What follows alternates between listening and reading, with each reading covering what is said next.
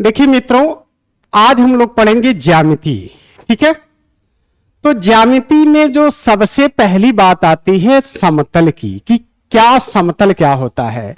तो ध्यान रखिएगा, समतल ऐसी आकृति होती है जिसमें लंबाई होती है और चौड़ाई होती है और इसमें मोटाई नहीं होती। ठीक, जैसे आप ये इस बोर्ड को देख रहे हैं, इसका ऊपरी पृष्ठ, केवल ऊपरी पृष्ठ, ये क्या है? समतल। और समतल में ही सारी आकृतियां बनाई जाती हैं। बिंदु बनता है, रेखा बनता है, त्रिभुज बनता है, वृत्त बनता है। क्लियर? तो सबसे पहले समतल को जानना जरूरी है, तो इसको बता दिया गया कि ये द्विविमी आकृति है। द्विविमी क्यों? क्योंकि इसमें लंबाई होती है और चौड़ाई होती है। ठीक, मोटाई नहीं होती है। क्लियर? ये हो गया आपका समतल। समतल हो गया आपका द्विविमीय। विमीय, ठीक, यानी जिसके अंदर कितनी बीमाएं हो? दो बीमाएं। क्लियर? जैसे ये बना दिया गया, ये एक समतल हो गया। क्लियर? खत्म कहानी। समतल के बाद हम लोग जानते हैं बिंदु। बिंदु क्या होता है? ये पॉइंट, ये छोटा सा, इसे ही आप क्या बोलते हैं? बिंदु। ठीक, बिंदु, इसमें न तो लंबाई होती है, न तो चौड़ाई होती है, न तो मोटाई होती है।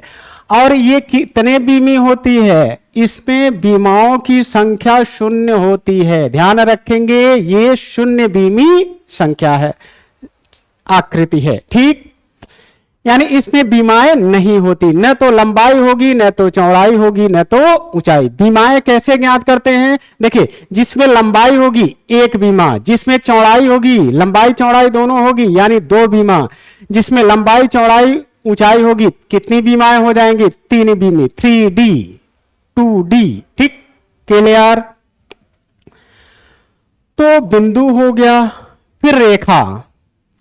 देखिए, बिंदुओं के बिंदुपथ को ही, जैसे बिंदु मिलाया जाए, बिंदुओं का बिंदुपथ ही क्या कहलाता है? रेखा। क्लियर? बिंदुओं का बिंदुपथ ही क्या कहलाता है? रेखा। इसमें ध्यान रखेंगे, सिर्फ और सिर्फ क्या होती है? लंबाई। न तो चौड़ाई होती है, न तो मोटाई होती है, न तो ऊंचाई होती है। क्लियर? क्लियर? यानी अगर इसमें सिर्फ और सिर्फ लंबाई होती है, तो जाहिर सी बात है, ये कितनी बीमी हुई? एक बीमी। ठीक, इसमें सिर्फ एक बीमा है। ठीक, सिर्फ और सिर्फ कौन सी बीमा है? लंबाई वाली बीमा। क्लियर? ठीक, और ये इसका प्रारंभ और अंत निश्चित नहीं है, कहां से शुरू होती है, कहां तक जाती है। ठीक, क्लियर? ये हो गई रेखा। अगली आकृति रेखाखंड। रेखाखंड क्या होता है? अरे भाई, कोई रेखा है ये। अगर यहां कोई दो बिंदु ले लिया जाए, मान लीजिए यहां पे ए ले लें, यहां पे बी ले लें, और इसकी लंबाई ए से बी तक की लंबाई अगर हम मान लें 5 सेंटीमीटर। ठीक, रेखा के किसी निश्चित लंबाई को या किसी निश्चित भाग को क्या बोलते हैं? रेखाखंड। यानी रेखा का ही एक भाग, खंड। ठीक, यानी ए बी क्या है? रेखाखंड। बात क्लियर हो गई? ठीक, अब रेखाखंड के बाद हम जानेंगे किरण, रेज। ठीक है, किरण क्या होती है? आप देखेंगे सूर्य की किरण। बात क्लियर? तो सूर्य की किरण, सूर्य एक फिक्स बिंदु है, यहां से ये किरण अनंत तक जाती है। ठीक, किसी निश्चित बिंदु से यदि रेखा एक ही तरफ जाए तो उसे क्या कहते हैं? किरण। हो गया किरण। क्लियर? तो रेखा हो गया आपका, किरण हो गया। अब आते हैं समांतर रेखा, पैरेलल लाइन। समांतर रेखा। ठीक है, देखिए समांतर रेखा दो शब्दों से मिलकर के बना है समान धन अंतर। समान धन अंतर से क्या हो जाएगा? समांतर। ऐसी दो रेखाएं कम से कम जिनके बीच की दूरियां सदैव क्या हो? समान हो, समान अंतर सदैव मौजूद हो। क्लियर? जैसे रेलवे की पटरी देखेंगे एक दूसरे के समांतर बनाई जाती है, अगर जिस दिन असमांतर हो जाती है आप तक न्यूज पहुंच जाती है कि दुर्घटना ग्रस्त हो गई। ठीक?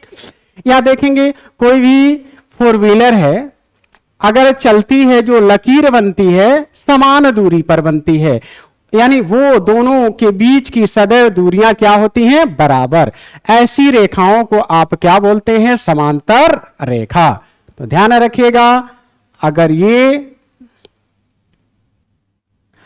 इसको L मान लें, इस रेखा को M मान लें, और इन दोनों के बीच की दूरी ये हो गई। दूरी का मतलब सदैव लंबवत होता है, लंबवत लीजिएगा। क्लियर? तो अगर ये या D ले लें, कोई दिक्कत नहीं। अगर सभी जगह ये बराबर हो, जैसे अगर यहां 5 हो तो यहां भी क्या होना चाहिए? 5। यहां भी कितना होना चाहिए? 5। ये एक दूसरे की L और M एक दूसरे की क्या है? समांतर रेखा। क्लियर? समांतर रेखा।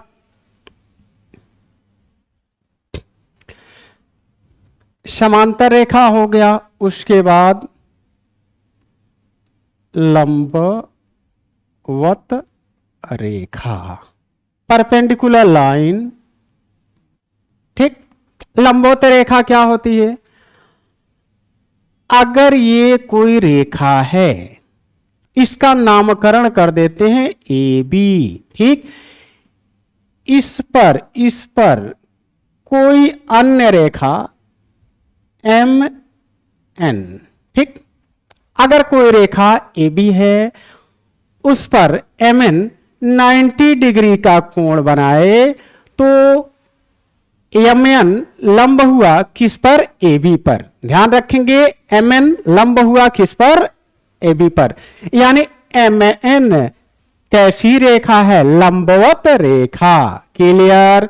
या यूं भी कह सकते हैं कि अगर इसको सिर्फ इधर का भाग मिटा दें, ए को यहां ला दें, ए को अगर यहां ला दें, ध्यान रखिएगा,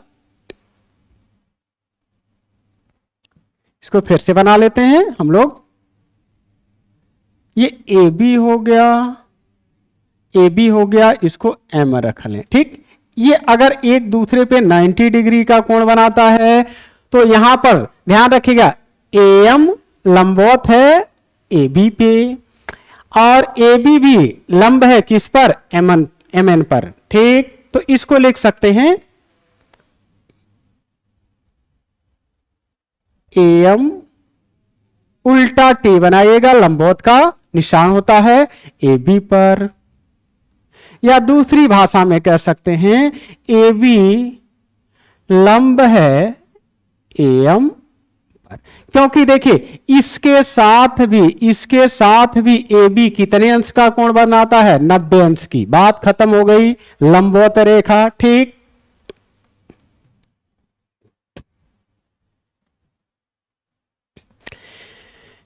देखिए लंबवत रेखा के बाद आता है प्रतिच्छेदी रेखा। छेदी रेखा, इंटरसेक्टिंग लाइन। ठीक है? प्रतिच्छेदी रेखा। देखिए प्रतिच्छेदी रेखा क्या होती है? अगर दो रेखाएं हैं, एक ये, इसको L लिख लेते हैं, इसको लिख लेते हैं, इसका नामकरण कर लेते हैं M। अगर L और M किसी एक बिंदु पर एक दूसरे को काटें, तो L M रेखाएं एक दूसरे की प्रतिच्छेदी रेखाएं कहलाती हैं। ठीक है? और जिस बिंदु पर काटते हैं, जिस बिंदु पर यहां काटते हैं, उसे प्रतिच्छेदी बिंदु कहा जाता है। यह क्या हो जाएगा आपका? छेदी बिंदु। ठीक है? एल एम एक दूसरे की प्रतिच्छेदक रेखाएं हैं, और ये इस पॉइंट को ओ ले लें, और यहां पर ओ क्या है, प्रतिच्छेदी बिंदु। क्लियर, खत्म कहानी। ठीक,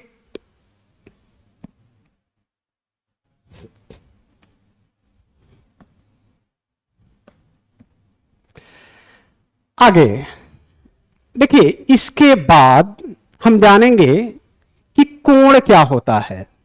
ठीक, कोण, कोण, कोण क्या होता है?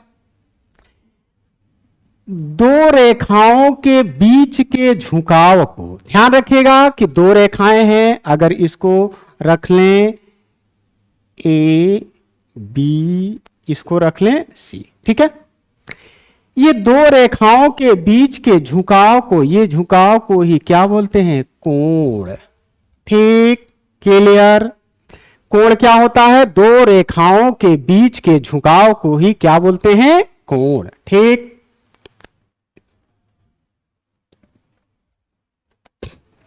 अगली चीज, अर्धक, अर्धक रेखा, बाइसेक्टर लाइन। ठीक है, बाइसेक्टर लाइन यानी अर्धक रेखा क्या होती है? अगर कोई रेखा है, मान लीजिए इसका नामकरण कर देते हैं ए बी, ए बी, ठीक, और कोई अन्य रेखा इसको ले लेते हैं एम एन। ठीक, अगर ये ए बी रेखा है, ये एम एन रेखा है, अगर किसी रेखा को कोई अन्य रेखा दो बराबर भागों में विभाजित करे तो उस रेखा को क्या बोलते हैं, अर्धक रेखा, यानी आधा आधा करने वाली रेखा को क्या बोलेंगे, अर्धक रेखा। खत्म। तो यहां से सोचिएगा, अगर हम कह दें कि एम, एम 5 है, तो आधा अगर इधर है, आधा रोटी इधर है, तो आधी रोटी इधर भी है, यानी 5 इधर है तो 5 इधर भी होना चाहिए। ठीक, यानी अर्धक रेखा क्या करेगी, दो समान भागों में विभाजित करेगी। खत्म, मामला क्लियर। अर्धक के बाद लंबार्धक, लंबार्धक रेखा, रेखा, परपेंडिकुलर बाइसेक्टर लाइन। ठीक है, तो लंबार्धक का मतलब क्या हुआ? अरे भाई, लंब भी होना चाहिए और अर्धक भी। लंब का मतलब कितना बताया गया है, 90 डिग्री का कोण। ठीक, यानी ऐसी रेखा जो 90 अंश का कोण भी बनाए और उसको दो बराबर भागों में भी डिवाइड कर दे, ऐसी रेखा को क्या बोलते हैं, लंबार्धक रेखा। ठीक, जैसे अगर ए बी एक रेखा है जिसकी लंबाई अगर मान लिया जाए 10 है, और ये एम एन यम यन, ठीक, यहां 90 डिग्री का कोण बनाते हुए इसको दो समान भागों में डिवाइड करें, यानी बराबर बराबर।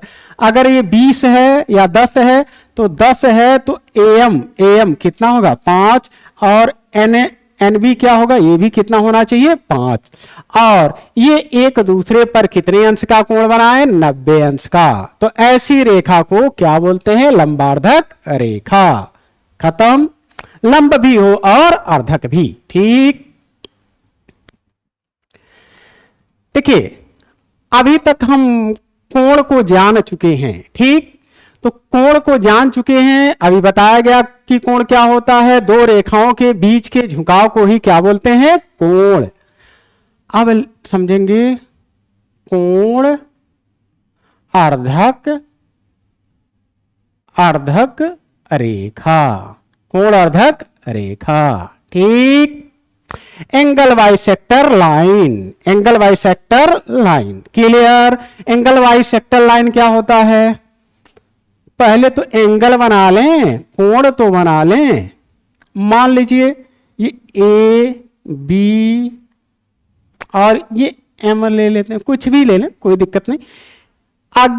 अगर ये थीटा है, अगर ये थीटा है, ठीक, इसके अंदर ये कोई लाइन खींच दे एल, जो थीटा को दो बराबर भागों में डिवाइड करे, इधर भी यानी थीटा बाय 2 और इधर भी क्या हो जाए आपका थीटा बाई 2, यानी कोण अर्धक रेखा क्या हो गई, कोण को दो बराबर भागों में डिवाइड करने वाली रेखा को ही क्या बोलते हैं, कोण अर्धक रेखा। खत्म, ठीक।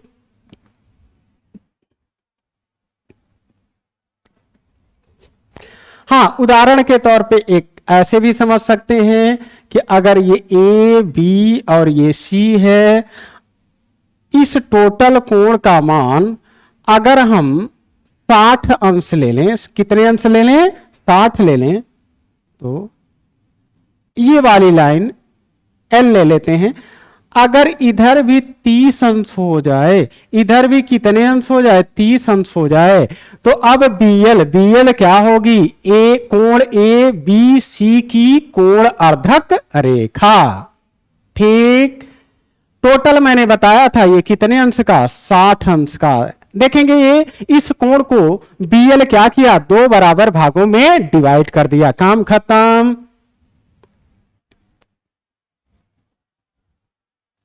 ठीक, अब देखिए आसन्न कोण, आसन्न कोण क्या होता है, मान लीजिए ये ए बी और ये सी हो गया,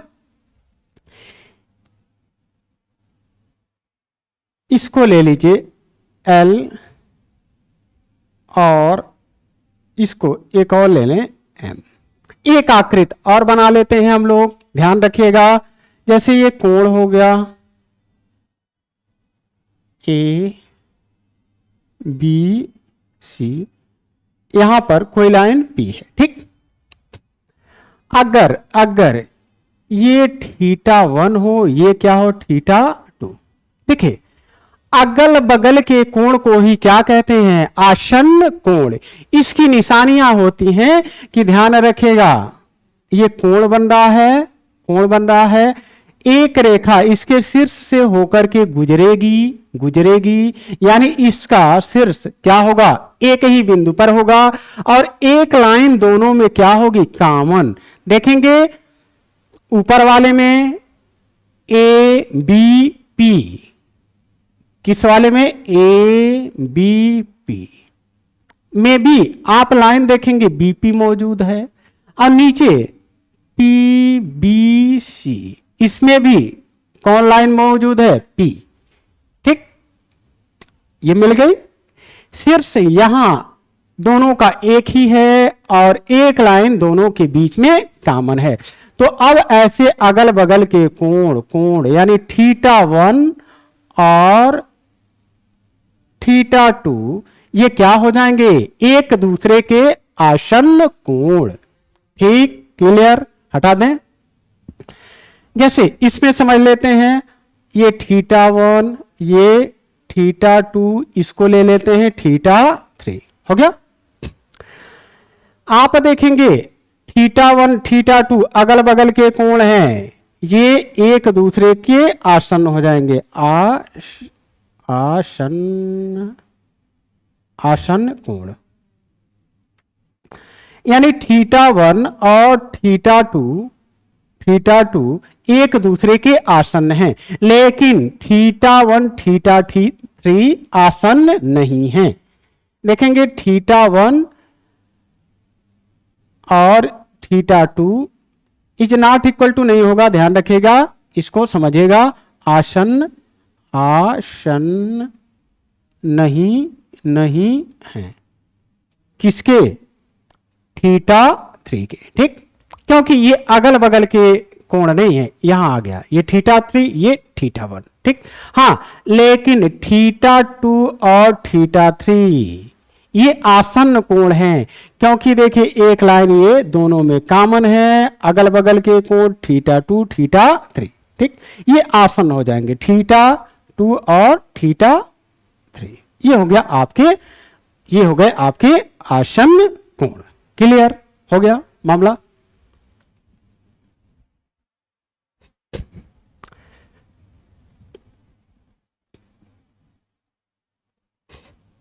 अब आसन्न कोण जान चुके हैं, अब जानेंगे कोणों के प्रकार, टाइप ऑफ एंगल। ठीक, तो कोणों के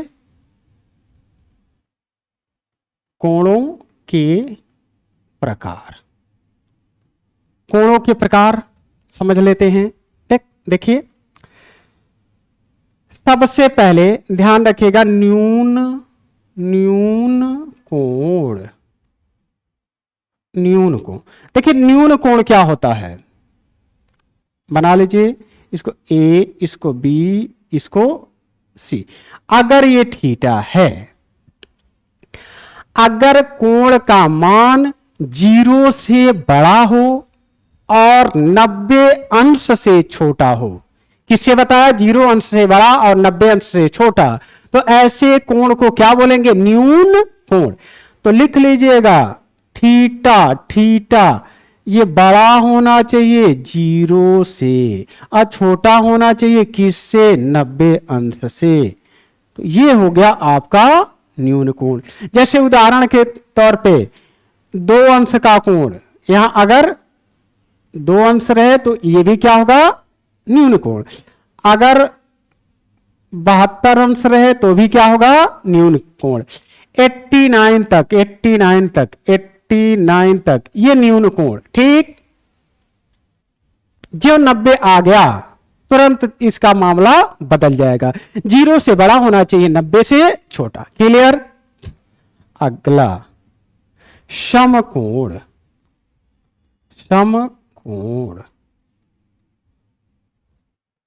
समकोण कहां तक होगा, सभी को पता है। समकोण कितने अंश के कोण को बोलते हैं, 90 डिग्री के कोण को।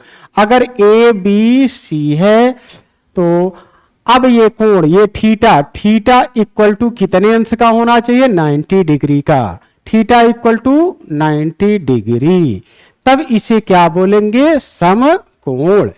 ठीक, अब देखिए न्यून कोण हो गया, समकोण हो गया, अब कौन सा आएगा, अधिक कोण। अधिक कोण क्या होगा, आते हैं देखते हैं।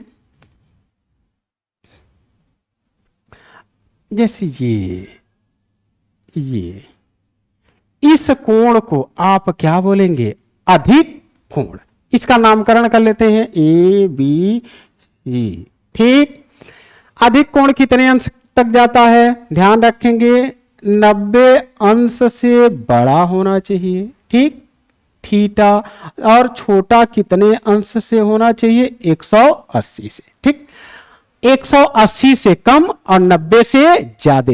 ध्यान रखिएगा बराबर भी नहीं, अगर बराबर कर दिए तब तो गड़बड़ हो जाएगा मामला। ठीक, ये बराबर नहीं लगेगा, सॉरी,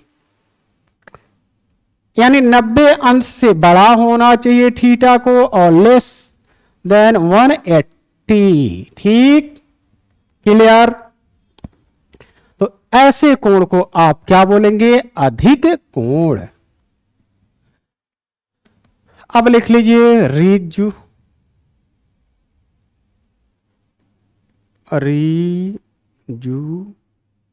कोण या सरल कोण। ठीक है, देखिए ऋजु कोण या सरल कोण क्या होता है, पहले समझ लें। यहां पे अगर ये हो गया, ये पॉइंट है, ये पॉइंट, एक ओर का कोण ले लिया जाए, ये एक ओर का कोण ले लिया जाए, यानी थीटा किसके बराबर होना चाहिए, 180 के। तो ऐसे कोण को आप क्या बोलते हैं, ऋजु कोण या सरल कोण। खत्म कहानी। यानी 180 अंश के कोण को आप क्या बोलेंगे, ऋजु कोण या सरल कोण। ठीक, खत्म।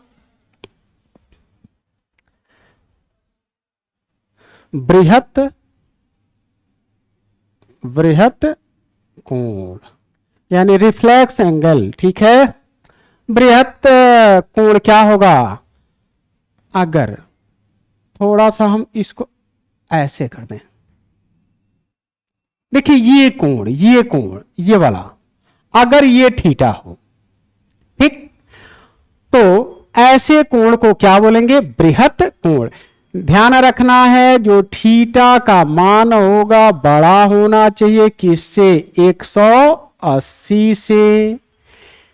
कोण का मान 180 से बड़ा होना चाहिए और 360 से छोटा।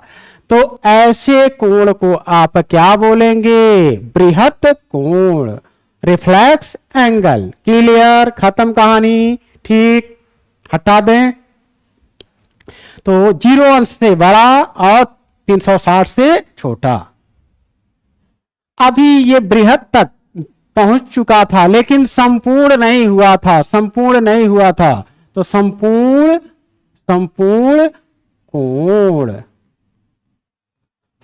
कोण जान लेते हैं। संपूर्ण कितना होता है? 360। ठीक, अगर ये थीटा लिया जाए, एक राउंड पूरा वृत्त का हो जाए, तो ये अगर थीटा किसके बराबर हो जाए? 360 के, तो ये हो जाएगा संपूर्ण कोण यानी कंप्लीट एंगल। एक बार पूरा एंगल कंप्लीट हो चुका है, यानी ये हो गया आपका संपूर्ण कोण। खत्म। कोण समझ में आ चुका है सारे लोगों को। अब जान लेते हैं शीर्षाभिमुख कोण।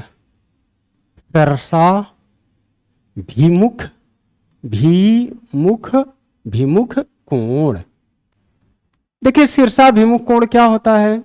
पहली बात तो शीर्ष होना चाहिए, भिमुख मतलब आमने सामने। ठीक, अगर ये दो लाइन एक दूसरे की प्रतिच्छेदी हो, ठीक, तो आमने सामने के कोण को ही क्या बोलते हैं? शीर्षाभिमुख कोण।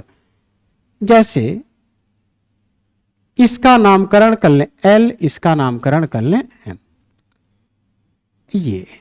ये और ये आपस में क्या है? शीर्षाभिमुख कोण। ठीक, जैसे इसको θ1 ले लिया जाए और इसको θ2। ठीक, तो θ1 और θ2 क्या है? शीर्षाभिमुख कोण। ठीक, हाँ, और भी शीर्षाभिमुख बन रहा है। देखिए इधर का अगर इसको हम φ1, इसको φ2 ले लें, तो यहां पे देखिएगा ये आमने सामने के कोण है, जिसके शीर्ष आपस में आमने सामने हो, मिलते हो। ठीक, तो यानी φ1 और φ2 ये क्या हो गए? आपके शीर्षाभिमुख कोण। और ध्यान रखिएगा शीर्षाभिमुख कोण का मान आपस में बराबर होता है। जैसे अगर हम कह दें ये है, ये अगर 70 अंश है, तो ऑटोमेटिक ये वाला 70 अंश। ठीक है, शीर्षाभिमुख कोण का मान आपस में बराबर होता है, ध्यान रखिएगा। ठीक, और एक बात सोच सकते हैं कि अगर LM, ये देखिए LM रेखा कि नीचे साइड देखिए, एक साइड किसी रेखा के, पहले ध्यान रखिए, किसी रेखा के एक ही तरफ कुल कोणों का योगफल कितना होता है? 180 अंश। ठीक, तो नीचे देखिए क्या सिर्फ लाइन बन रही है? लाइन नीचे, ये LM, सॉरी,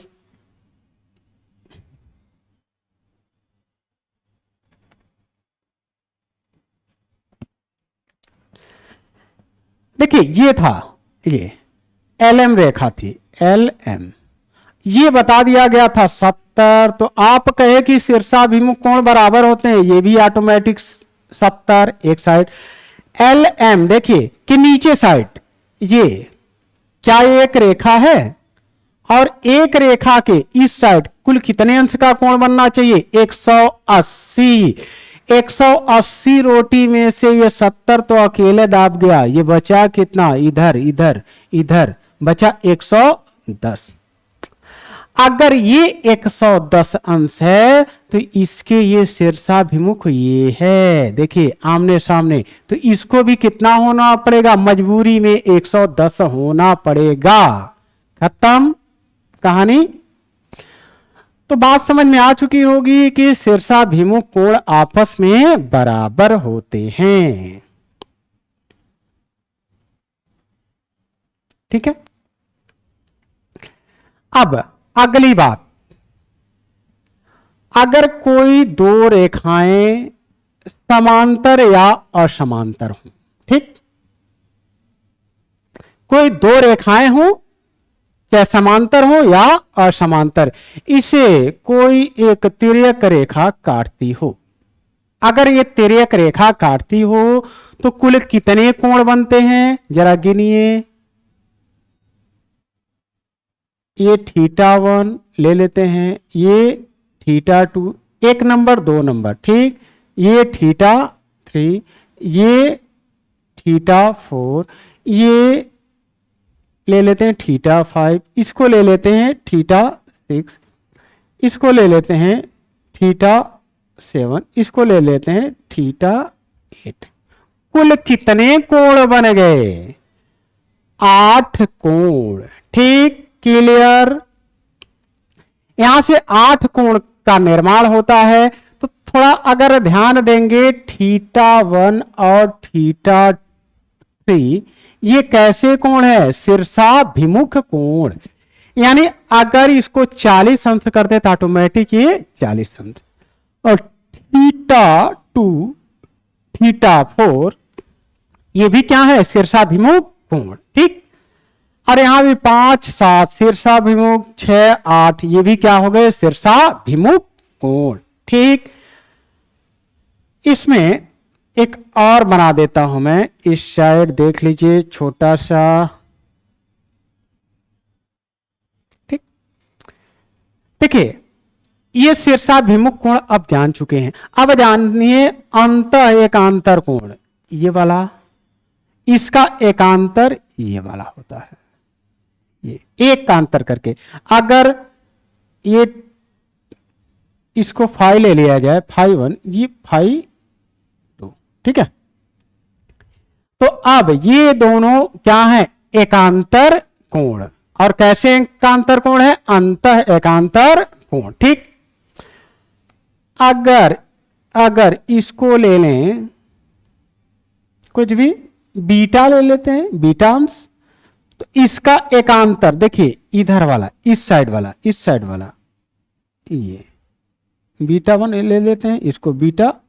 ठीक है, तो β1 β2 क्या हो गए, अंतः एकांतर कोण। ठीक, और ध्यान रखिएगा एकांतर कोण आपस में बराबर होते हैं। ठीक, क्लियर। एकांतर कोण आपस में बराबर होते हैं। अगर जैसे अगर इसका मान हम 70 अंश ले लें तो इसको ऑटोमेटिक कितना अंश होना पड़ेगा, 70। ठीक, क्लियर, बात खत्म हो चुकी है। हाँ, अब देखते हैं, एक इस पर क्वेश्चन कर लेते हैं।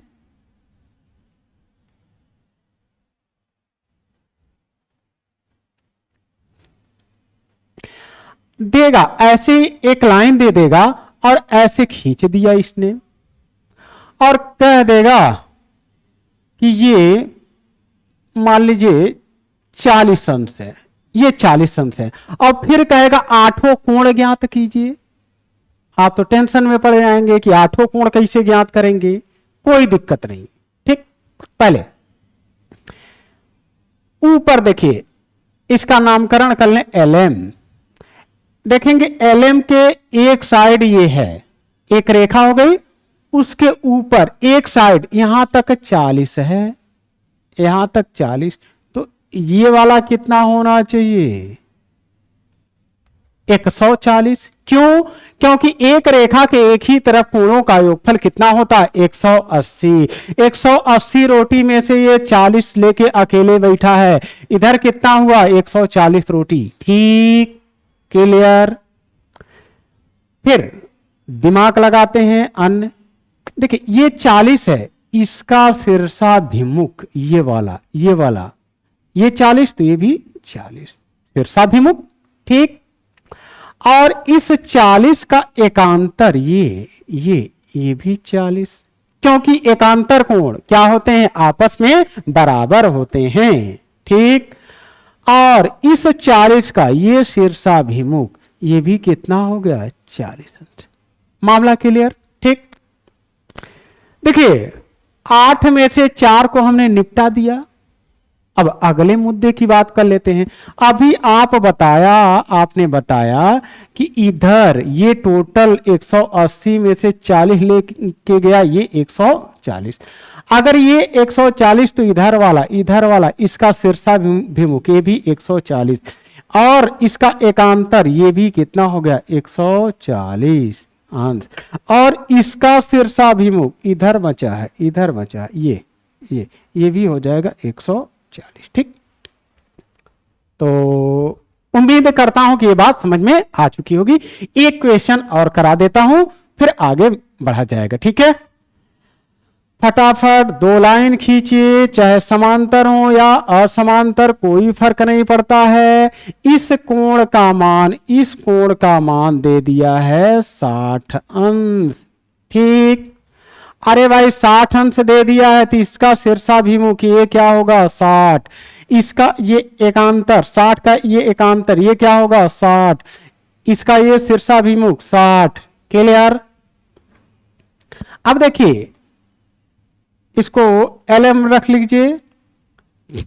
LM रेखा LM के एक तरफ देखिए, ऊपर साइड देख लें चाहे नीचे कहीं भी देखेंगे फर्क नहीं पड़ेगा। अगर ये टोटल कोण लेते तो एक रेखा के एक ही साइड के कोण हो जाते, यहां तक, नीचे वाला नहीं, ठीक है। तो आप कहते हैं एक रेखा के एक ही तरफ कोणों का योगफल कितना होता है, 180 अंश। 180 में से 60 ये ले गया, बचा कितना, 120 अंश। क्लियर। अगर अब देखेंगे, हाँ ये तो 120 आ गया, क्या ये शीर्षाभिमुख है? हाँ भाई है, 120 ये भी, क्योंकि शीर्षाभिमुख कोण आपस में बराबर होते हैं, ठीक। अब इसका एकांतर ये 120 खत्म, इसका शीर्षाभिमुख ये 120, तो 8 कोण निकल चुके हैं। तो बात ध्यान रखिएगा, ऐसे ही एक कोण दे देगा, किसी का मान पूछेगा, ठीक।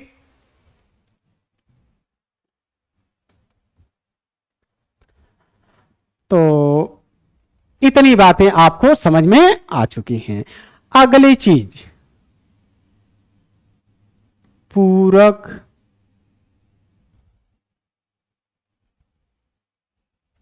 या अनुपूरक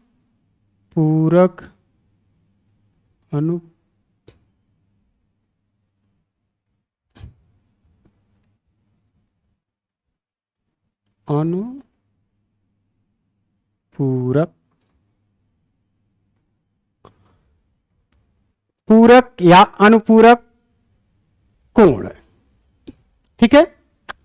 कंप्लीमेंट्री एंगल। देखिए पूरक, अनुपूरक या इसे कोटि पूरक भी कहा जाता है, ठीक है। चाहे तो इसको लिख भी सकते हैं और भी, कोटि पूरक, कोटि पूरक कोण। देखिए कोटि पूरक कोण क्या होते हैं, अगर दो कोणों का योगफल 90 अंश के बराबर हो तो ऐसे कोण को क्या बोलते हैं, एक दूसरे का पूरक या अनुपूरक या कोटि पूरक कोण, ठीक। अगर दो कोणों का योगफल क्या हो, 90 अंश, तो वे एक दूसरे के क्या कहलाते हैं, पूरक कोण या अनुपूरक कोण या कोटि पूरक कोण, ठीक। जैसे अगर हम ले लें θ1 और ये ले लें θ2, अगर दोनों को जोड़ दें, इसका योगफल किसके बराबर हो जाए, 90 अंश के, तो अब क्या होगा, θ1 θ2 एक दूसरे के पूरक कोण हैं, ठीक। Complementary angle. ठीक, हाँ, एक उदाहरण समझ लेते हैं। अगर कह दें कि 70 अंश का कोटि पूरक कोण ज्ञात कीजिए। 70 अंश का कोटि पूरक, अगर कोटि पूरक नहीं कहेगा तो पूरक कह देगा, अगर ये भी नहीं कहा तो अनुपूरक कह देगा, लेकिन इंग्लिश में एक रहेगा, वहां दिक्कत नहीं है। ठीक, मामला कोई दिक्कत नहीं। आप कहेंगे कि पूरक, अनुपूरक या कोटि पूरक में क्या होता है, कहेंगे कि दो कोण का योगफल कितने अंश होना चाहिए, 90 डिग्री। मान लेते हैं कि इसका कोटि पूरक हमें नहीं पता है, तो θ1 में अगर θ2 यानी 70 अंश जोड़ेंगे तो कितने अंश होना चाहिए, 90 अंश के बराबर। ठीक, अगर ये प्लस इधर गया माइनस, यानी θ1 बराबर 20 अंश, यानी 70 अंश का पूरक कितना अंश है, 20, या 20 अंश का पूरक कितना है, 70। ठीक, क्लियर कट, बात हो गई खत्म। इस पर एक ही उदाहरण। अगला है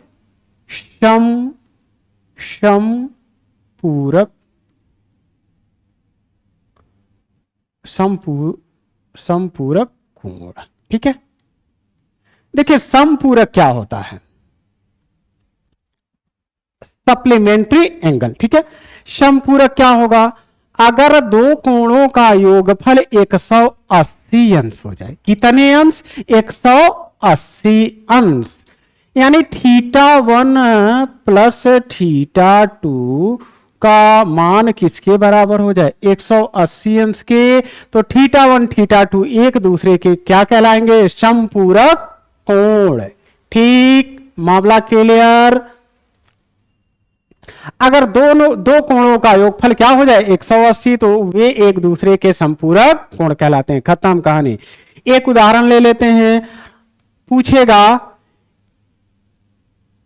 120 अंश का समपूरक कोण निम्न में से कौन सा है।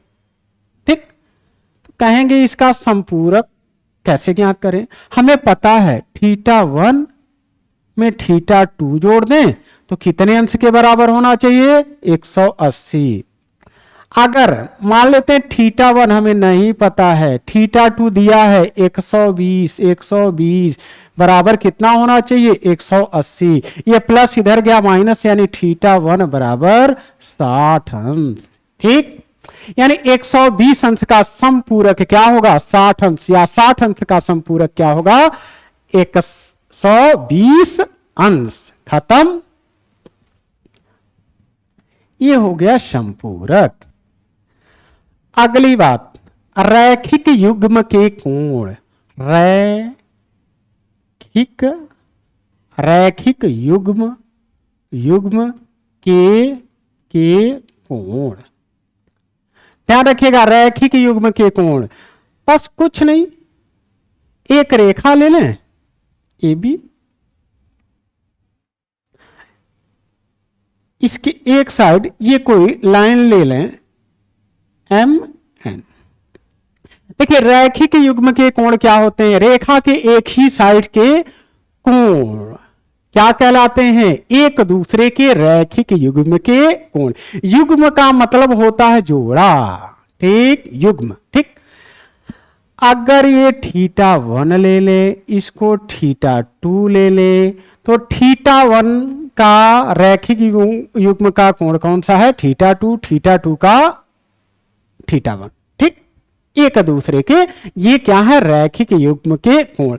और आपको पता है एक रेखा के एक ही तरफ कुल कितने अंश का कोण होता है, 180 अंश। ठीक, तो आप कह सकते हैं कि रैखिक युग्म के कोण में होता है θ1 प्लस θ2 इक्वल टू 180 डिग्री। कहानी खत्म। ठीक, रैखिक युग्म के कोण अगर हैं तो उन दोनों कोणों के योग का मान किसके बराबर होगा, 180 अंश के। ठीक, अगर क्वेश्चन में दे दे कि अगर एक कोण दिया है, मान लीजिए θ1 बराबर 45 अंश। अब पूछ ले इसके रैखिक युग्म का कोण कितना होगा। तो आप कहेंगे गुरुजी हमें तो पता है रैखिक युग्म का कोण यानी रेखा के एक ही तरफ के कोण और रैखिक युग्म के कोणों का मान कितना होता है, कोणों का योगफल कितना होता है 180 अंश। अगर एक कोण ये फर्स्ट वाला 45 है तो कहेंगे 45 में क्या जोड़ें कि 180 अंश हो जाए। अरे प्लस से इधर माइनस θ2 बराबर 135 अंश। ठीक आ गया, यानी 45 अंश के रैखिक युग्म का कोण कितना 135, 135 का युग्म कितना है 45 अंश। काम खत्म। ठीक, कहानी खत्म। चलिए अब ये झंझट हो गई खत्म। अब हेडिंग डाल लेते हैं त्रिभुजों के प्रकार। त्रिभुज कितने प्रकार के होते हैं ये जान लेते हैं। हेडिंग डाल लीजिए त्रिभुज के प्रकार।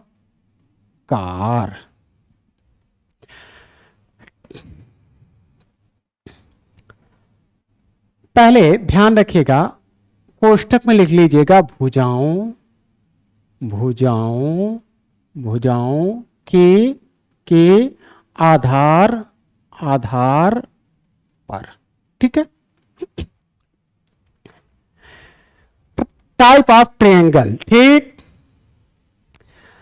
त्रिभुज के प्रकार। त्रिभुज कितने प्रकार के होते हैं भुजाओं के आधार पर। ध्यान रखिएगा त्रिभुज को दो प्रकार से विभाजित किया जाता है, एक भुजाओं के आधार पर, एक कोणों के आधार पर। तो अभी पहले भुजा वाला जान लेते हैं, उसके बाद कोणों वाला जान लेंगे, कोई दिक्कत नहीं आएगी। ठीक, तो देखिए इसमें सबसे पहला जो कोण हो त्रिभुज होता है समबाहु त्रिभुज। ठीक, सम का मतलब क्या होता है बराबर, बाहु का मतलब भुजाएं। ठीक, क्लियर, यानी ऐसा त्रिभुज जिसकी सभी भुजाएं बराबर हों। ठीक, पहले त्रिभुज जान लीजिए, तीन भुजाओं से घिरी हुई आकृति को क्या कहते हैं त्रिभुज कहते हैं। तो ऐसा त्रिभुज हो जिसकी सभी भुजाएं आपस में क्या हों बराबर, यानी ये इसके बराबर ये इसके बराबर। यानी आप लिख सकते हैं ए बी बराबर ए बी, देखिए ए बी बराबर बी सी बराबर सी ए। ठीक, यानी ऐसा त्रिभुज जिसकी तीनों भुजाएं बराबर हों। और ध्यान रखिएगा अगर किसी त्रिभुज की तीनों भुजाएं बराबर हो गई तो उसके तीनों कोण भी ऑटोमेटिक क्या हो जाते हैं बराबर। ठीक, अगर दो भुजाएं बराबर हो गई तो दो कोण बराबर होंगे। अगर एक को भुजा बराबर नहीं है तो एक को कोण बराबर नहीं होगा। ठीक, आगे तो समबाहु समझ में आ चुका होगा। समबाहु के बाद लिख लें सम द्वि बाहु। अरे द्वि का मतलब क्या होता है दो, सम का मतलब बराबर, द्विबाहु यानी ऐसा त्रिभुज जिसकी दो भुजाएं आपस में बराबर हों। क्लियर, तो बना लीजिए ये कोई त्रिभुज है ए बी सी, इसमें कोई दो बराबर ले लेते हैं, ए बी और ए सी को बराबर ले लेते हैं और बी सी को बराबर नहीं लेते हैं। ठीक, तो आप कहेंगे ए बी बराबर है ए सी के। ठीक, हाँ समद्विबाहु में ध्यान रखिएगा कि दो कोण भी आपस में बराबर होंगे। और कौन कौन बराबर होंगे देखिए, इसके सामने की का कोण ये अगर θ1 ले लें और इस भुजा के सामने का कोण ये ले लें θ2। बराबर भुजाओं के आमने सामने के कोण आपस में क्या होते हैं बराबर। आप कह सकते हैं θ1 और बराबर होगा 2k। ठीक, अगर उदाहरण के तौर पे हम कह दें कि ये समबाहु त्रिभुज है, समबाहु है, इसका नामकरण भी कर देते हैं, बिना नामकरण के कार्य पूरा नहीं होता। पी क्यू आर, अगर हम कह दें पी क्यू और पी आर बराबर हैं और इसका मान 40 अंश है, ठीक, तो देखिए इसके सामने का ये, इसके सामने का ये, तो इसको ऑटोमेटिक आप कह दीजिएगा ये भी कितने अंश का होगा, 40। ठीक, तो बराबर भुजाओं के आमने सामने के कोण आपस में क्या होते हैं, बराबर, कहानी खत्म। अगर इसका भी मान ज्ञात करना हो, इसका भी मान ज्ञात करना हो तो आगे हम लोग चर्चा करेंगे कि त्रिभुज के तीनों अंतः कोणों का योगफल कितना होता है, 180 अंश। ठीक, 180 अंश, त्रिभुज के तीनों अंतः कोणों का योगफल 180 अंश। 180 में से 40 ये ले गया, 40 ये ले गया, 80 रोटी खा गए, बचा कितना, 100। यानी कोण पी या ऐसे कह सकते हैं क्यू पी आर। ठीक, कोण क्यू पी आर कितना होगा, 100 अंश। ठीक, हटा देते हैं। हाँ, इसमें थोड़ा सा कंडीशन लिख लीजिएगा, ए बी बराबर होना चाहिए ए सी के। ठीक, अगर ए बी ए सी के बराबर है, θ1 θ2 भी आपस में क्या होंगे, बराबर, खत्म। समद्विबाहु खत्म हो चुका है। अब आ जाते हैं विषम बाहु,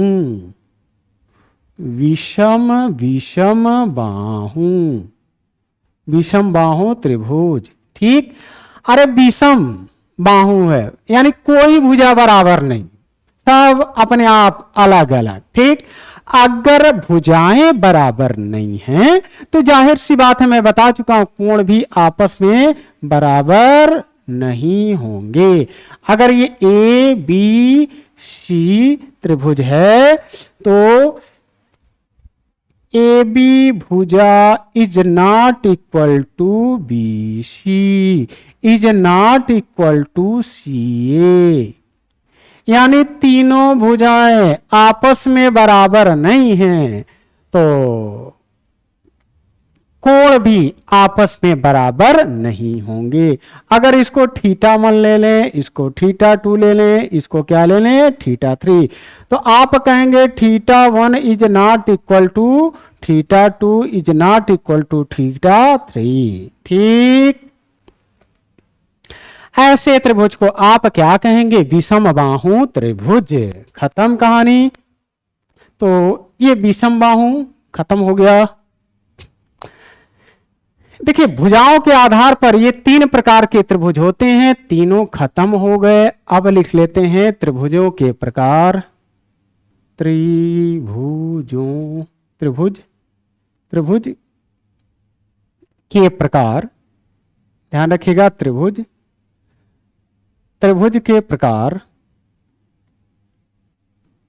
त्रिभुज के प्रकार। अब तक हम जाने कि भुजाओं के आधार पर, अब किसके आधार पर, कोणों के आधार पर, on the basis of angle. ठीक, type of triangle on the basis of angle. आपको पहले ही बताया जा चुका है कि कोण के प्रकार, तो सबसे पहले न्यून कोण त्रिभुज। ये ध्यान रखिएगा, ये जो डेल्टा जैसा दिख रहा है ये, इसको त्रिभुज पढ़ा जाता है। ठीक, त्रिभुज का सिंबल है। ठीक, न्यून कोण त्रिभुज क्या होता है, ऐसा त्रिभुज जिसका प्रत्येक कोण कितने अंश का हो, कैसा, प्रत्येक कोण कैसा हो, न्यून कोण। न्यून कोण का मतलब होता है, पहले ही बता चुका हूं मैं, थीटा का मान 0 से बड़ा होना चाहिए और छोटा किससे होना चाहिए, 90 अंश से। अगर कोई भी कोण 90 अंश से बड़ा न हो, यानी उससे छोटा हो और 0 अंश से बड़ा हो, तो ऐसे त्रिभुज को क्या बोलेंगे? न्यून कोण त्रिभुज। ठीक, यानी इसका कोई भी कोण, प्रत्येक कोण कितना कैसा है? न्यून कोण, यानी 90 से छोटा है और 0 अंश से बड़ा है। ठीक, क्लियर? तो ऐसे त्रिभुज को बोलेंगे न्यून कोण। न्यून कोण त्रिभुज हो गया। अब आते हैं सम सम सम कोण कोण त्रिभुज। ठीक, देखिए समकोण त्रिभुज, समकोण त्रिभुज क्या होता है? अरे भाई जिसका एक कोण, ध्यान रखिएगा, जिसका एक कोण कितने अंश का हो? समकोण अर्थात 90 अंश का कोण। ठीक, ऐसे त्रिभुज को क्या बोलते हैं? समकोण त्रिभुज, जिसका एक कोण कितने अंश का हो? 90 अंश का। बाकी तो अन्य 90 अंश नहीं हो सकते, क्योंकि त्रिभुज के तीनों अंतःकोणों का योगफल 180 में से 90 अकेले खा गया। अब बचा तो 90 है, 90 में 2 भाई हैं। ठीक, तो ध्यान रखिएगा, किसी त्रिभुज का यदि एक कोण 90 अंश का हो तो ऐसा कोण क्या कहलाता है? समकोण त्रिभुज। समकोण त्रिभुज। अब आते हैं अधिक अधिक अधिक कोण कोण त्रिभुज। अधिक कोण, अरे भाई ऐसा त्रिभुज जिसका एक कोण अधिक कोण हो, बस। ठीक, ए बी सी। अब अधिक कोण पहले ही बता चुका हूं, 90 अंश से बड़ा होना चाहिए थीटा। अगर ये थीटा इसको ले लें, थीटा ले लें, और छोटा किससे होना चाहिए? 180 से। ठीक, यानी ऐसा त्रिभुज जिसका एक कोण क्या हो? अधिक कोण, ऐसे त्रिभुज को क्या बोलते हैं? अधिक कोण त्रिभुज। कहानी खत्म। तो त्रिभुजों के प्रकार ये समाप्त हो चुका। ठीक है, अब बहुत ही महत्वपूर्ण बिंदु पे हम लोग आगे बढ़ रहे हैं। अब ये चीजें ध्यान से सुनिएगा। अब तक हम आपका बेस बना रहे थे, अब जो चीजें हैं वो आपके एग्जाम में निश्चित तौर पर आ सकती हैं। ठीक, काफी इंपॉर्टेंट है। ठीक, लिख लीजिए, केंद्रक। पहले केंद्रक से पहले माध्यिका जान लीजिए, माध्यिका। ठीक, माध्यिका यानी मीडियन। ठीक, माध्यिका क्या होती है? अगर कोई त्रिभुज है ए बी सी, ठीक, त्रिभुज के किसी शीर्ष से सम्मुख भुजा को 2 बराबर भागों में डिवाइड करने वाली रेखा को क्या बोलते हैं? माध्यिका। ध्यान रखिएगा, माध्यिका जो होती है किसी त्रिभुज के शीर्ष से सम्मुख भुजा को 2 बराबर भागों में डिवाइड करने वाली रेखा को क्या बोलते हैं? माध्यिका। ठीक, तो हम ले लेते हैं ये शीर्ष, इसके सम्मुख भुजा कौन है? बीसी। बीसी, इसको 2 बराबर भागों में डिवाइड करने वाली एक रेखा बनाते हैं, ऐसे ऐसे ऐसे, एम। ठीक, यानी ये और ये आपस में क्या हो गई? बराबर। बीएम और बीएम और सीएम, बीएम और सीएम आपस में क्या है? बराबर। तो ऐसी रेखा को ध्यान रखिएगा, एएम को क्या बोलेंगे? माध्यिका। अब माध्यिका ध्यान रखिएगा, कोई जरूरी नहीं है कि लंबवत हो, बहुत लोगों को कंफ्यूजन होता है। जैसे एक चित्र यहां बना देता हूं, ऐसे ऐसे। ठीक, ए बी और इसको थोड़ा सा हटा लेते हैं, ये बी और इसको सी ले लेते हैं। ठीक है, आप देख रहे होंगे इस रेखा बीसी रेखा का मध्य बिंदु कहीं यहां आ रहा होगा, मध्य बिंदु कहीं यहां आ रहा होगा। ठीक, तो अगर इसकी माध्यिका खींचनी है, अगर इसकी माध्यिका खींचनी एम, तो यहां पे आएगा। ठीक, देखिए माध्यिका सिर्फ और सिर्फ मध्य सामने वाली भुजा के मध्य बिंदु को मिलाने वाली रेखा ही होती है। अब मध्य बिंदु या तो लंबवत हो तो ठीक, नहीं लंबवत हो तो भी ठीक, कोई दिक्कत नहीं। ठीक, अगर इसका परपेंडिकुलर 90 डिग्री निकालना हो तो आप कहेंगे कहीं यहां आएगा गुरुजी, यहां 90 डिग्री बनेगा। ठीक, अगर इसको n ले लें तो एन बीसी पर परपेंडिकुलर है, 90 डिग्री का कोण बनाता है, लेकिन ये माध्यिका नहीं है। ठीक, ये ध्यान रखिएगा, एन माध्यिका नहीं है, माध्यिका कौन है? एम। एम क्या है? माध्यिका। क्लियर हो गई बात? ठीक, तो माध्यिका सम्मुख भुजा के मध्य बिंदु को मिलाने वाली रेखा होती है। ठीक, अब इसके माध्यिका की कुछ प्रॉपर्टी जान लेते हैं। अगर भाई ये माध्यिका है, कोई त्रिभुज बन गया ए बी सी, अगर ये माध्यिका यम है तो माध्यिका क्या करती है? त्रिभुज को दो बराबर क्षेत्रफलों में डिवाइड करती है। यानी ये वाला क्षेत्रफल, इधर वाला क्षेत्रफल, इधर वाला क्षेत्रफल इस वाले क्षेत्रफल के बराबर होगा, इधर वाले क्षेत्रफल के क्या होगा? बराबर बराबर। ठीक है, तो अगर इसको ले लें एरिया 1, इसको ले लें एरिया 2 ले लें। ठीक, तो आप कह सकते हैं कि अगर एम माध्यिका है, अगर एम माध्यिका है तो एरिया नंबर 1 इक्वल टू होगा एरिया नंबर 2, क्योंकि दोनों के क्षेत्रफल आपस में बराबर होंगे। ठीक, अगर हम कह दें बाय द वे क्वेश्चन में इसका क्षेत्रफल 60 वर्ग सेंटीमीटर है, कितना है? इधर वाले का, किधर का? ए एम बी का 60 वर्ग सेंटीमीटर है, तो ऑटोमेटिक आप कहेंगे ये भी कितना होना चाहिए? 60 वर्ग सेंटीमीटर, यानी ये भी कितना हो जाएगा? 60 वर्ग सेंटीमीटर। ये 60 है।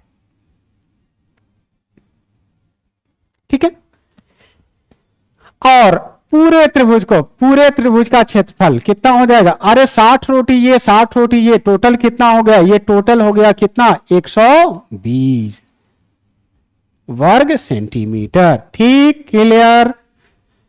यानी माध्यिका त्रिभुज के क्षेत्रफल को दो बराबर भागों में डिवाइड करती है। ठीक,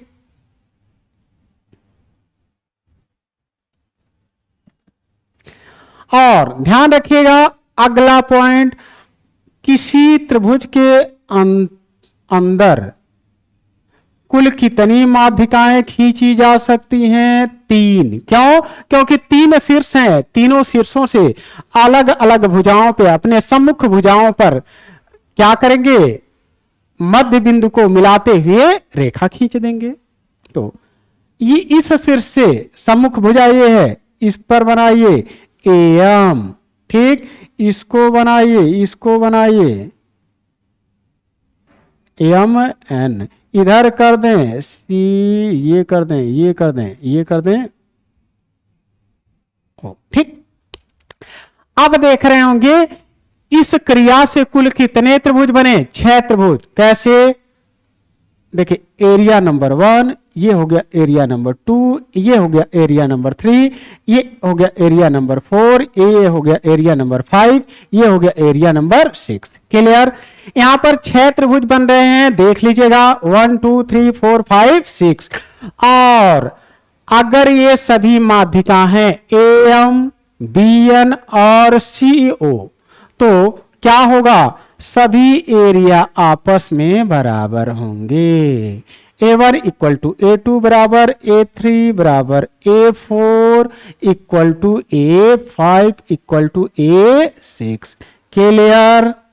क्लियर कट मामला हो गया। अगर माध्यिकाएं हैं 3 तो एक दूसरे को काटने से कुल कितने त्रिभुजों का निर्माण होगा? 6, और 6 का क्षेत्रफल क्या होगा? आपस में बराबर। खत्म कहानी।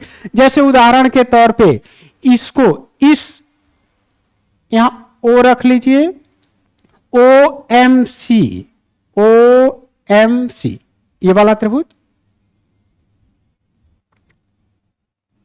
ये वाला दिख रहा है।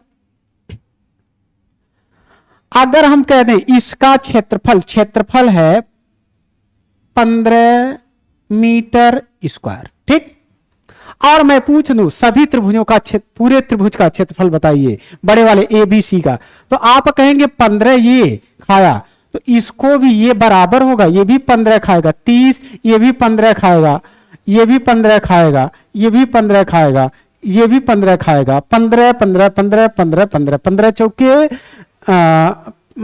15 छक्का 90, यानी टोटल 15 15 30 तिया 45 चौके 60 पचे 75 छक्का 90, यानी ये टोटल त्रिभुज का क्षेत्रफल कितना हो गया? क्षेत्रफल बराबर 90 मीटर स्क्वायर, 90 वर्ग मीटर, ठीक है। क्षेत्रफल हो गया इसका 90 वर्ग मीटर, ठीक, क्लियर।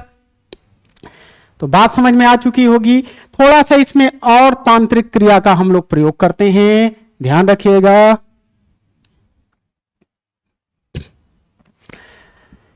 इसमें कुछ ऐसा कर लेते हैं, ठीक, आपको पता है इसका नामकरण कर देते हैं ABC। अगर ये माध्यिका और ये माध्यिका, ठीक, आप देख रहे होंगे मैंने कहा एरिया 1, ये एरिया 2, ये एरिया 3, ये एरिया 4, ये एरिया 5, ये एरिया 6, ठीक है। आप थोड़ा सा इन दोनों को आपस में एक में मिला दीजिए, देखिए तो दिख रहा है, ठीक। इस वाले को ऐसे बना दीजिए, इन दोनों को एक में मिलाइए, ठीक है, दिख रहा होगा। तो आप कहेंगे ये दोनों भाई आपस में मिल गए और दोनों भाई समान हैं। अगर हम कह दें ओ, ध्यान रखिएगा क्या बोल रहा हूं, OBC का एरिया अगर 40 मीटर स्क्वायर है, 40 मीटर स्क्वायर है, तो आप देखिए AOC ये वाला, इसका भी कितना होगा? 40, ठीक। इधर वाला व्हाइट वाला जो दिख रहा, व्हाइट वाला इधर, ये दोनों मिलकर के कितना होंगे? ये भी कितने होंगे? 40। अगर एक का पूछा जाए A4 का कितना होगा? 20, ठीक। ये A5 भी क्या होगा? 20। तो ऐसे कई प्रकार से भिन्न भिन्न रूपों में आपसे प्रश्न पूछ सकता है माध्यिका पर आधारित, ठीक। तो ये हो गया आपका माध्यिका का कुछ वर्ग। और समझ लेते हैं माध्यिका में और क्या बातें हैं। 3 माध्यिकाएं खींच लीजिए, ठीक। ये माध्यिका हो गई A B C D C,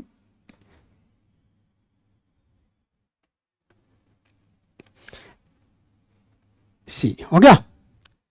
इसको M ले लीजिए, इसको N ले लीजिए, इसको क्या ले लें? O। इस केंद्र को ले लेते हैं P, अभी P ले लेते हैं, ठीक। ध्यान रखिएगा जो ये बिंदु होता है इसको बोलते हैं केंद्रक, ठीक। क्या बोलते हैं? केंद्रक, माध्य केंद्र या गुरुत्व केंद्र, सेंट्रॉयड, ठीक है। माध्यिकाओं के कटान बिंदु को क्या बोलते हैं? केंद्रक, यानी सेंट्रॉयड, माध्य केंद्र या गुरुत्व केंद्र, ठीक। तो लिख लीजिएगा केंद्रक या माध्य केंद्र या गुरुत्व केंद्र, ठीक है। माध्य केंद्र या गुरुत्व केंद्र या केंद्रक यानी सेंट्रॉयड। बात क्लियर हो गई, ठीक है। तो हाँ, सेंट्रॉयड क्या होता है, ये माध्यिकाओं के कटान बिंदु को ही क्या बोलते हैं, केंद्रक। केंद्रक। और सिंपली इसको ओ से प्रदर्शित किया जाता है, लेकिन यहां पे पी लिख दिया गया है, तो कोई दिक्कत नहीं है। आप लोग केंद्रक समझ चुके हैं, बात क्लियर हो गई, ठीक। और ये केंद्रक जो है एयम रेखा को शीर्ष से दो संबंधे एक के अनुपात में विभाजित करता है, ठीक। किस अनुपात में विभाजित करता है, दो संबंधे एक के अनुपात में। यानी अगर ये दो हिस्सा होगा तो ये कितना हिस्सा होगा, एक हिस्सा, ठीक, क्लियर। तो लिख लीजिएगा, जो केंद्रक होता है माध्यिका को शीर्ष से दो संबंधे एक के अनुपात में विभाजित करता है। किस अनुपात में, दो संबंधे एक के अनुपात में, ठीक, क्लियर। तो ये हो गया आपकी माध्यिका और उसके अनुप्रयोग, ठीक।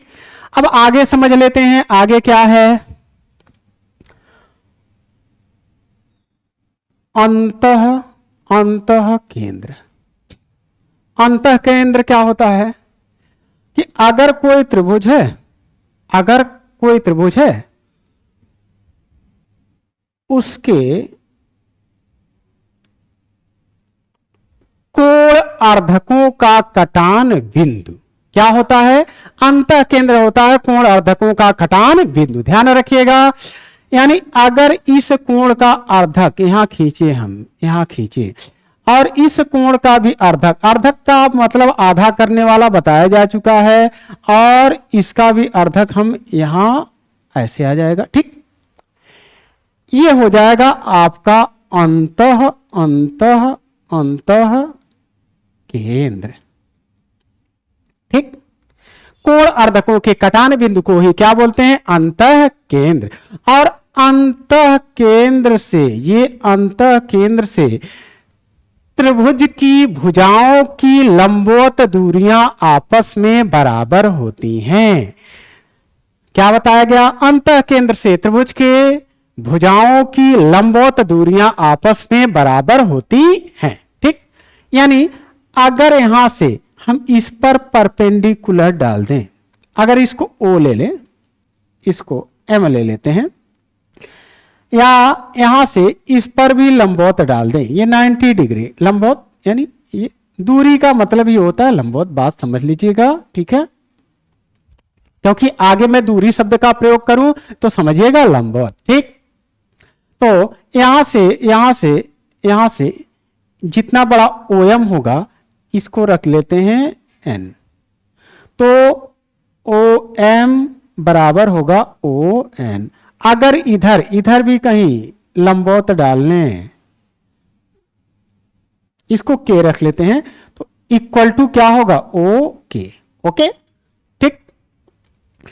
और अंतः केंद्र तो जान गए, तो अंतःवृत्त भी जान लीजिए, अंतःवृत्त, ठीक। अंतःवृत्त क्या होता है, अगर इसी अंतः केंद्र को बिंदु मानकर इस दूरी को या इस दूरी को या इस दूरी को, ये क्योंकि तीनों बराबर होती हैं, इसको त्रिज्या मानकर अभी हम लेके चलते हैं OM को, ठीक, या ON भी ले सकते हैं या OK भी ले सकते हैं, क्योंकि ये तीनों आपस में क्या होती हैं, बराबर, ठीक। इसी को त्रिज्या मान करके अगर हम ऐसे वृत्त बनाएं इसके अंदर, तो ये क्या हो जाएगा, अंतःवृत्त, ठीक। आपको ये जो वृत्त दिख रहा है वो क्या कहलाएगा, अंतःवृत्त।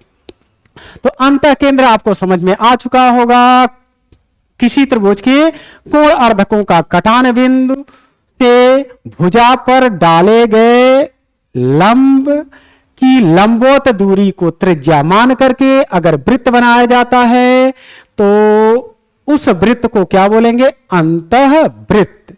और इस त्रिज्या को या इस त्रिज्या को या इस त्रिज्या को ये आर हम ले लेते हैं, ठीक है।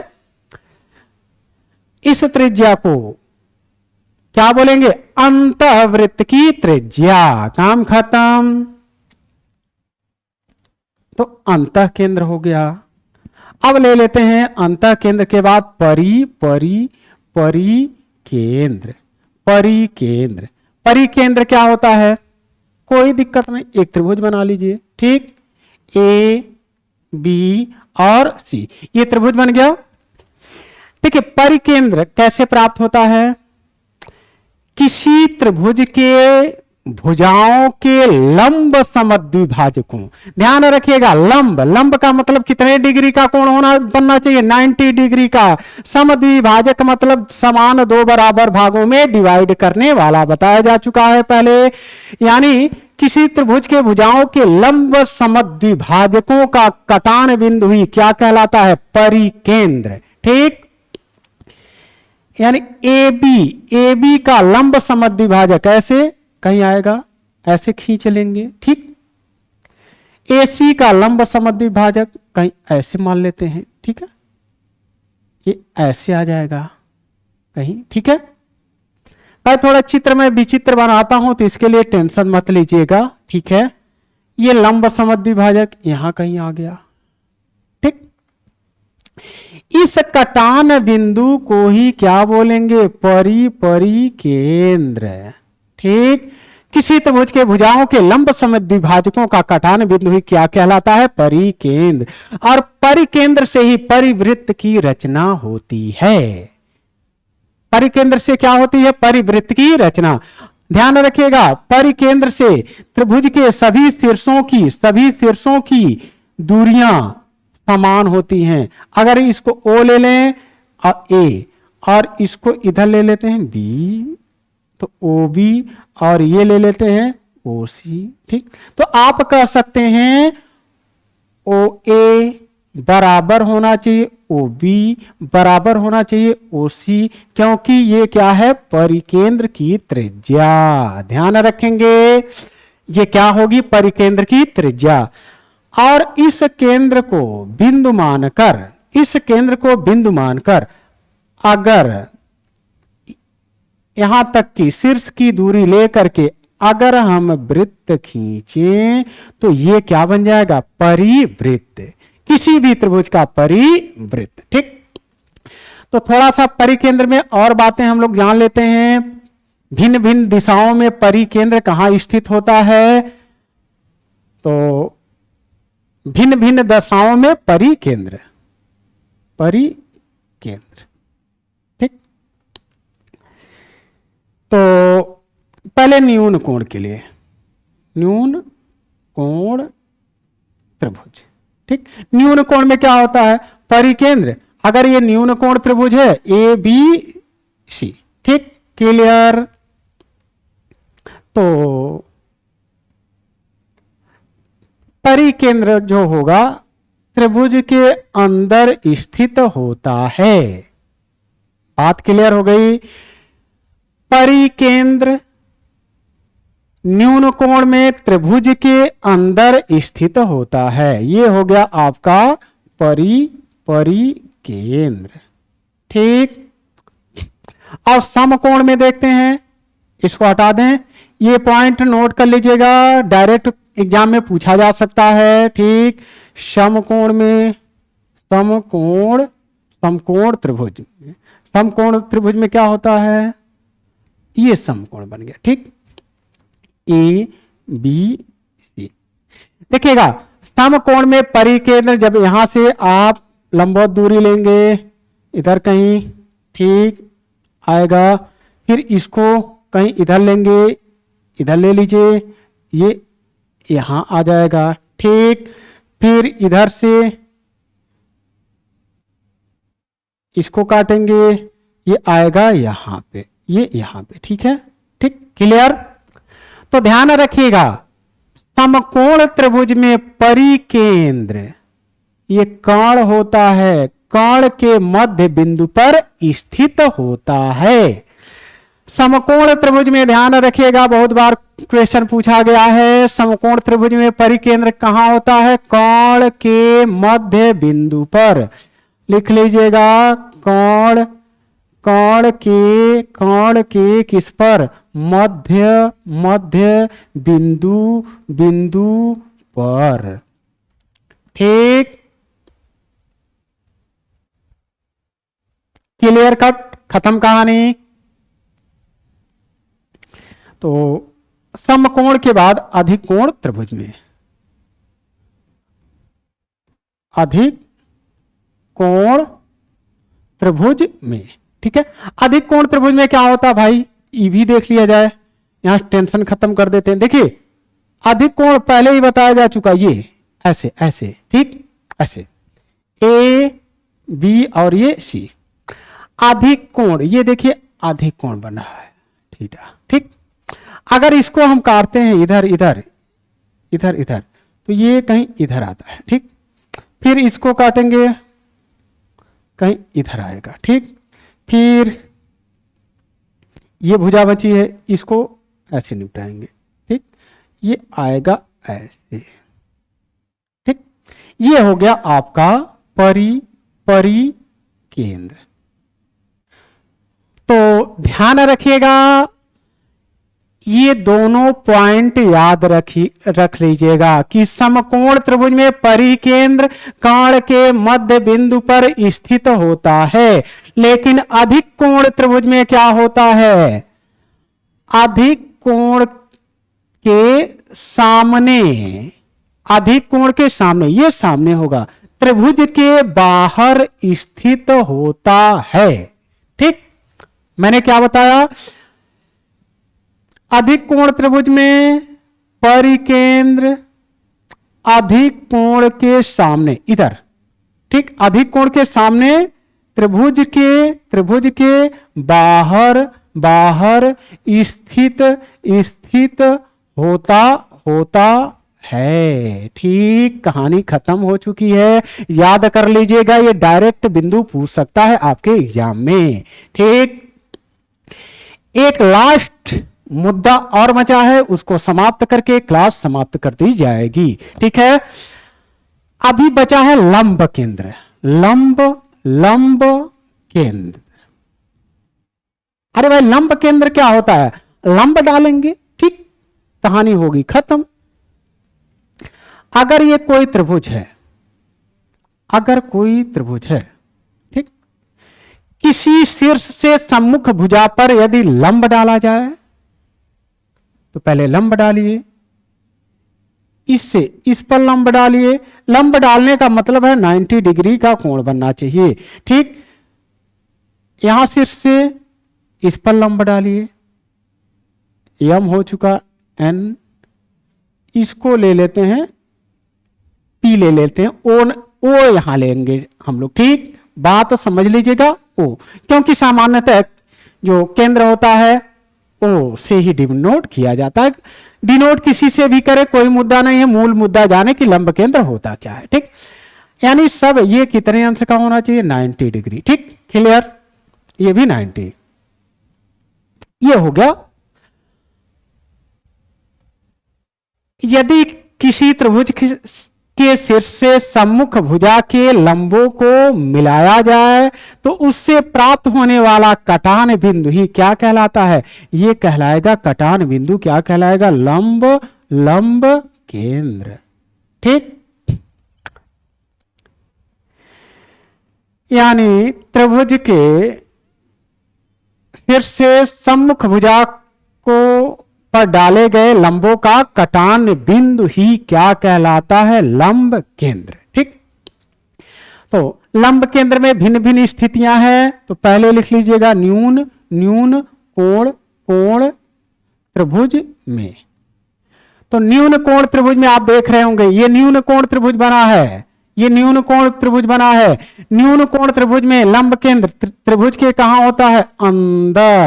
अंदर स्थित होता है। न्यून कोण त्रिभुज में लंब केंद्र त्रिभुज के अंदर स्थित होता है। बात क्लियर, ठीक। न्यून कोण के बाद सीधे सीधे आ जाते हैं समकोण वाले में। समकोण, समकोण, समकोण, कोण, त्रिभुज, त्रिभुज में। समकोण त्रिभुज में क्या होता है? अरे भाई पहले बना तो लें। ये हो गया समकोण त्रिभुज, ए बी और ये सी। ठीक, थोड़ा सा दिमाग लगाइए।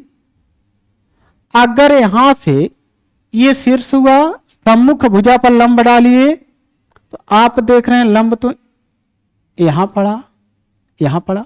ठीक, अगर इस बिंदु से ए बी पर लंब डालेंगे तो ये लंब कहां आया? ये भी लंब हो गया। ठीक, इस बिंदु से इस पर लंब डालेंगे तो इसी बिंदु से होकर के गुजरेगा। ठीक, तो ध्यान रखिएगा समकोण त्रिभुज में लंब केंद्र कहां होता है? ये समकोण बनाने वाली रेखाएं हैं, इनके कटान बिंदु यहां ये क्या होगा? लंब केंद्र। ठीक, क्लियर है? यानी समकोण त्रिभुज में लंब केंद्र समकोण बनाने वाले भुजाओं के कटान बिंदु पर स्थित होता है। कहानी खत्म। ठीक, ये याद कर लीजिएगा। अब आते हैं अधिक अधिक अधिक कोण त्रिभुज में। अधिक कोण त्रिभुज में बना लीजिए पहले अधिक कोण, ये अधिक कोण हो गया। ठीक, ए बी और ये सी। ठीक, कहानी खत्म। देखिए अब इस बिंदु से लंब डालेंगे तो आपको इस भुजा को ऐसे बढ़ाना पड़ेगा। ठीक, आप कहेंगे आपका लंब केंद्र इधर कहीं भाग रहा है, इधर इधर। ठीक, फिर इस बिंदु से जब डालना पड़ेगा तो इसको बढ़ाना पड़ेगा, इसको तो कहेंगे लंब केंद्र ये यहां आ गया। ठीक, ये इसको थोड़ा सा मिला दीजिएगा। ठीक, फिर कहेंगे इस शीर्ष से डालेंगे तो इसको थोड़ा चित्र स्पष्ट है रखने के लिए इसको मैं मिला नहीं रहा हूं, ये यहीं आएगा, ये यहां आएगा। ठीक, तो ये हो गया यहां पर आपका लंब केंद्र। ठीक, तो ध्यान रखिएगा अधिक कोण त्रिभुज में लंब केंद्र, ये अधिक कोण बन गया। अधिक कोण के पीछे, ये पीछे इस साइड पीछे, उस वाले में सामने था, ध्यान रखिएगा इसमें पीछे पीछे। ठीक, त्रिभुज के बाहर स्थित होता है। कहां? त्रिभुज के बाहर। अधिक कोण के पीछे, पीछे देख रहे होंगे यहां। ठीक, त्रिभुज के बाहर स्थित होता है। और ध्यान रखिएगा अगर ये थीटा है, थीटा 1 हो जाए, ये थीटा 2 हो जाए, ध्यान रखिएगा ये थीटा 1 हो जाए, ये थीटा 2 हो जाए, तो ध्यान रखिएगा थीटा 1 प्लस थीटा 2 का मान 180 अंश के बराबर होता है। ठीक, क्लियर? ऐसा क्यों? क्योंकि ये 90 है तो यहां भी 90, ये भी 90, और यहां से आप देख रहे होंगे ये जो बन रहा है, अगर ये थीटा 2 है तो ये भी थीटा 2। ठीक, और आप देख रहे होंगे कि एक चतुर्भुज बन रहा है। कौन? ये वाला, ये चतुर्भुज बन रहा है। चतुर्भुज और चतुर्भुज के चारों अंतःकोणों का योगफल 360 अंश। 360 में से 90 ये ले गया, 90 ये ले गया, बचा कितना? 180। ठीक, 180 में दो भाई है, थीटा 1 और थीटा 2, यानी थीटा 1 थीटा 2 का मान कितना होगा? इन दोनों का योगफल किसके बराबर होगा? 180 के। ठीक, तो उम्मीद करता हूं बातें आप लोगों को समझ में आई होंगी। इसी के साथ मैं सर्वेंदु यादव आपसे विदा लेता हूं। जय हिंद, जय भारत। ठीक, तो इसको बार बार रिवाइज करते रहिएगा। ये लंब केंद्र, परिकेंद्र, ठीक, ये बहुत ही इंपॉर्टेंट है, इस वजह से इसको बार बार रिवाइज कर